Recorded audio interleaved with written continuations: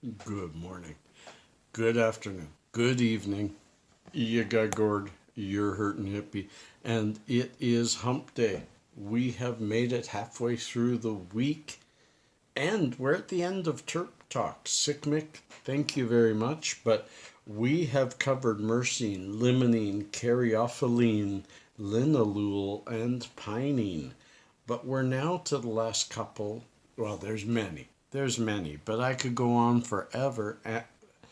I actually let me fix that. I couldn't go on forever. There's not enough data. Uh, Polygon, polygony, however you say it, is a minty, cooly, icy, refreshing one. I read stuff about it that actually too high a dose of it can kill rats. Interesting. They say it has to be heated before used. It's a memory enhancer, it's a sedative, chest decongestant.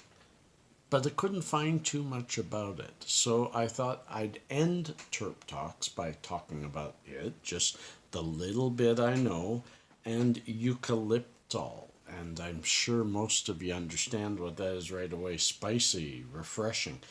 Uh, Smells like camphor. It's very woodsy, smells like rosemary. It's also good for memory, for keeping alertness, staying awake, stimulating, and a sinus decongestant, which my sinuses are horrible. So interesting. But I think the main point of this, the first six parts were the main terpenes that we know about.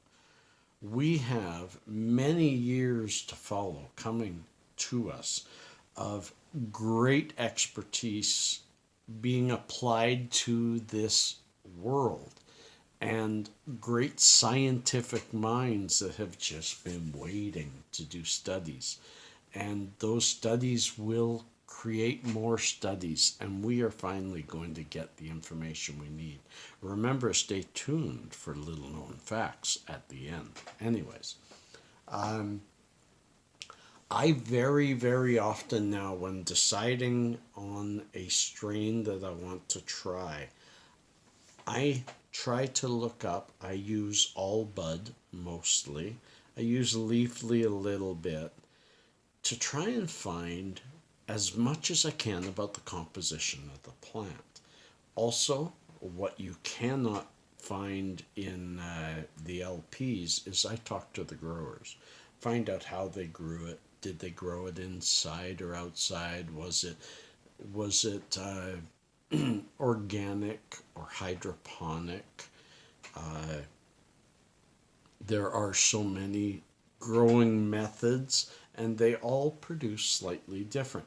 And that's the point I want to make. Like, one thing that's been happening a lot is, not a lot, on my channel, sometimes I will get people who, in their own mind, they're experts, and they'll tell me, like, especially my Maui Wowie. I did a review of Maui Wowie, and I had so many people over the months, because it's been months, telling me that isn't Maui Wowie. Maui Wowie is like X and Y.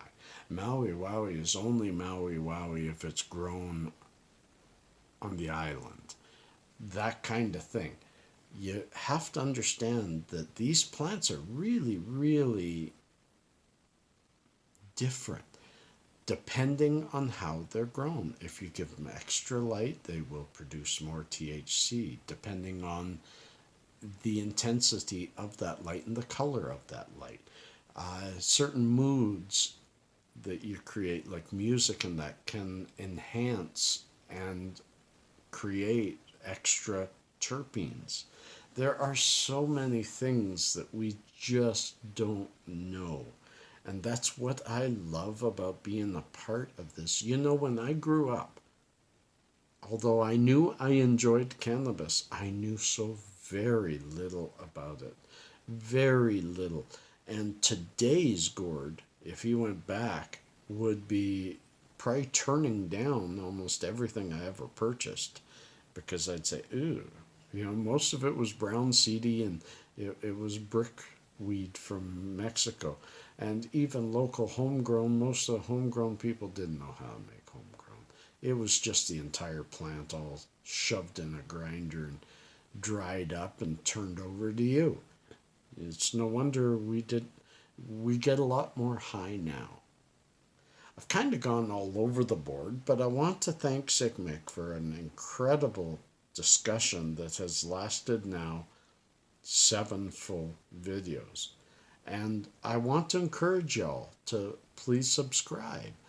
Click the notification icon to get notified when I make a video. Tell me if you didn't get notified, because I'm working with YouTube right now to try and find out what's happening to my channel. The views are way down, but it's still all the same people, and I just don't get it. I just don't get it. So are they just throttling down my actual views, and am I actually getting higher numbers? So now, folks, little known fact. As I said, I'm going to end every video with one, and this one is the Three Musketeers bar was originally 3 different bars in one package. It was a vanilla, a chocolate, and a strawberry bar.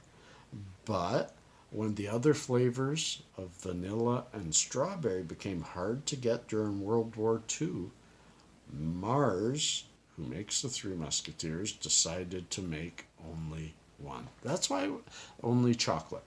So that's why the Three Musketeers was named Three Musketeers, because it had 3 chocolate bars. Kind of interesting. I didn't know that because it switched to chocolate before I was born. So that's a long time ago. Friends, peace and cheers, love and harmony. Catch you on the other side.